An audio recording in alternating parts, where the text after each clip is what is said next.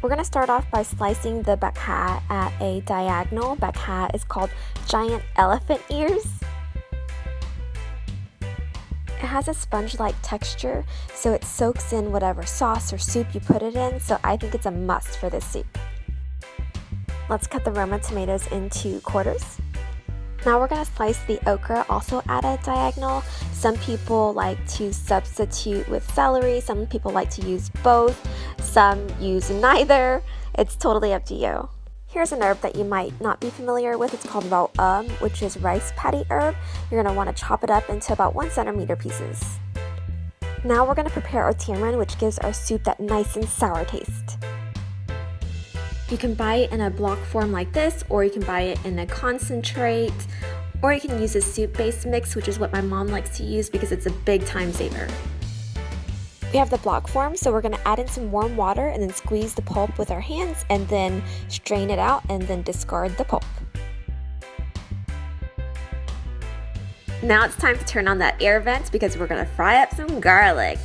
Our family likes it really spicy, so we added some chili oil, but if you don't have chili oil, you can add some red pepper flakes or fresh Thai chilies. We're going to add half of our tomatoes now to help create that soup base, and then our pineapple chunks with the juice. Now we're going to add a little bit of salt and a little bit of the tamarind juice. We don't add all of it at the same time because we want to taste and adjust as we go. And of course, some people like it more sour like me, and some people like it less sour like my mom. So now we're going to add our chicken broth and our water, some sugar, and of course, fish sauce. We're going to cover it up for a few minutes to let it boil faster. Once it boils, we're going to go in and add our catfish fillets. After about 10 minutes, we're going to remove the fish, and you probably don't want to use tongs since the fish is a little bit tender at this point. We want to add in the okra first as it takes a little bit longer to cook, but as you can see, we dropped a little bit of bak ha in there. So after about a minute, we're going to add the rest of the bak ha, and then we're going to add our bean sprouts and the other half of our tomatoes. Let's fry up some garlic for the garnish, and try not to skip this step because it just creates this beautiful aroma and adds this really nice taste to the soup.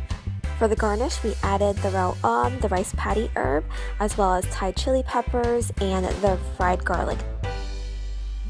And that is how you make Canh Chua Cá. Canh means soup, chua is sour, and cá means fish.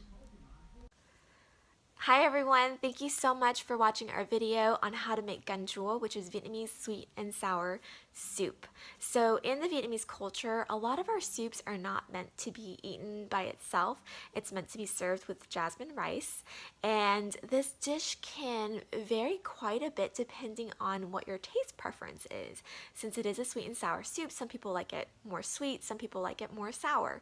So if you want it more sweet, obviously you would add more sugar. If you want it more sour, you would add more tamarind, and you can also play around with the amount of pineapple juice you add in the soup. I've seen a lot of people use shrimp instead of fish as well, and it tastes pretty much the same to me.